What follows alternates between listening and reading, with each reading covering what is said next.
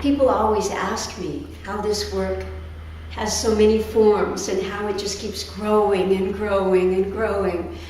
And it's very interesting to me that many of these concepts I evidently had as a child. As I started to write an article recently, I got to see how many of these principles I was working with a long time ago. But as I got into movement and teaching movement, I realized that I had trouble with the traditional idea of posture. And so there's this whole movement paradigm that has evolved from my idea about what is a more natural posture in the body, that is dynamic, that someone doesn't have to go on hold, they don't have to suck and tuck, they don't have to look for the sky hook, etc., etc. When I started to create a movement program for Dr. Roth, I was introduced to the magic of her system that you could work on a body and it could change.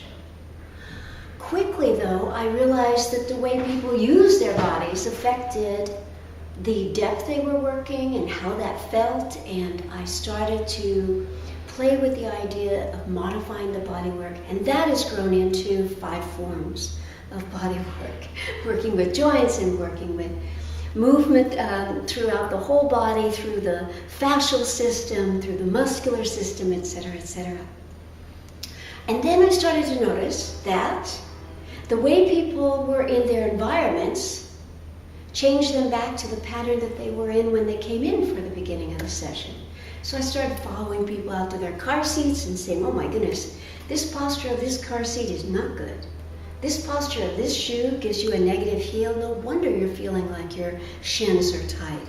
So then the ergonomics part of this program got developed. And then years ago, really in the early 80s, fitness became a craze. And I kept seeing women work so hard every week to do their classes and to put their sweat, blood, and tears into these classes, and they did not like the way their body was being shaped.